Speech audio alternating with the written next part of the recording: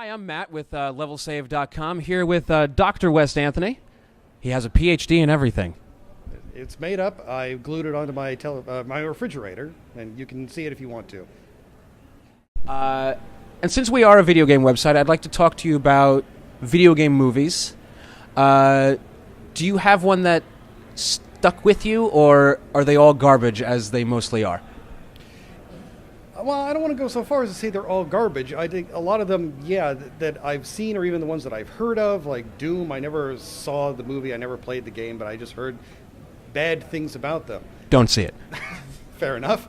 But I don't really like to go off on something that I'm not entirely familiar with. I mean, I have like a very limited experience with video game movies, not quite as limited as my experience with video games, but that really just goes back to my childhood, back when it was only just a joystick and a fire button. I was barely proficient. And now when you have these video game controllers that have 67 buttons, that it's just impossible. I've tried, I can't do it. But the video games themselves that I've seen that have been out recently, like particularly the most recent Grand Theft Auto, I mean, I can sit and watch people play these games for hours and hours because they're becoming more and more like a cinematic experience. Exactly. In some ways, I know it's more expensive than a movie, but in some ways it's worth it because you're getting yourself immersed into this story. Yeah, I mean, the thing I've been saying for a while is my favorite film and game of the year is it's one called The Last of Us. Have you heard of that? I've heard of it, but I'm not very familiar. It's very The Road. Ooh. That doesn't sound like a good idea for a video game. It's very dark. But the way that they get the performances out, I mean, now it used to just be animators doing it. Now they do the whole motion capture, and they can actually get a good performance out of an actor. And it's not just voice acting anymore. They film the scenes and then put them into the game. If you ever get the chance, go and look at videos of The Last of Us. I think you'd be impressed. That's pretty interesting. And some of these games, they're not even just straightforward adventure or science fiction or horror. Now I've even seen that there was a film noir video game.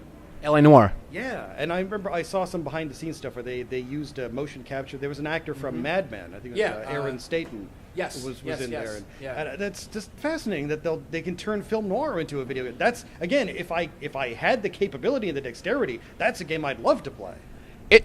Actually, you probably could. The controls are not hard. Oh, really? It's pretty much walk, hit X, walk, hit X. But the story it told was really good. It harkened back to like LA Confidential. It was like kind of like LA Confidential, the game, wow. Except not as good. But nothing is. That is one of my favorite movies. Do you, out of what you've seen, do you have a favorite video game movie?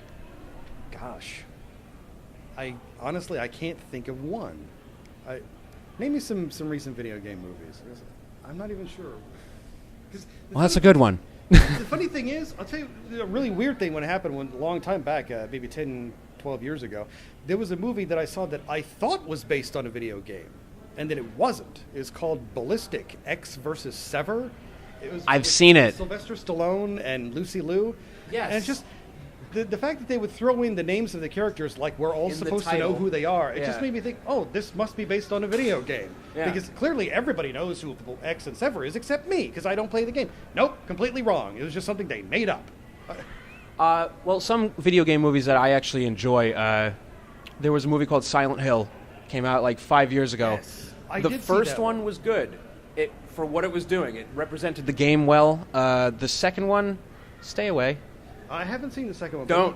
I did. You're right. Yeah, a few years ago, a friend of mine showed me Silent Hill, and I thought it was wonderfully creepy and atmospheric. And it wasn't until after I saw it that I found out it was based on a video game. Yeah. But it seemed like something they could base a franchise on, and I guess maybe they tried and didn't take. How have you seen any of the cinematic masterpieces that are the Resident Evil films by Paul W.S. Anderson? I've seen parts of a couple of Resident Evil films. I'm really not a big fan of Paul W.S. Anderson, so I'm more of a fan of Paul Thomas Anderson. Me too. He's my second favorite director of all time. Oh. Number one being Kubrick. Oh, good news. Because he's Kubrick. He's my favorite as well. A lot of Kubrick in these interviews today. Other than that, I don't know. How are you enjoying your time in New York? I am having a blast. I'm here for the week. The first part of the week, I was spending a lot of time up at Lincoln Center for the New York Film Festival, and I'm spending the second half of the week here for New York Comic Con. This is the second comic book convention I've been to. Well, actually, it's the third. It was one I've been to a long time ago when I was a kid. And then I went to a San Diego Comic Con in 2010, and now I'm here for this one because I can get tickets. You can't get tickets for San Diego Comic Con anymore unless you know somebody who knows a guy. Yeah, they sell out in like 2 minutes. Seconds. And yeah. I'm at work when they go on sale online, so I can't get involved. All right, well, it was awesome meeting you. Awesome talking today about what we talked about. Yeah, good to meet you. Thank you very much. Good times indeed.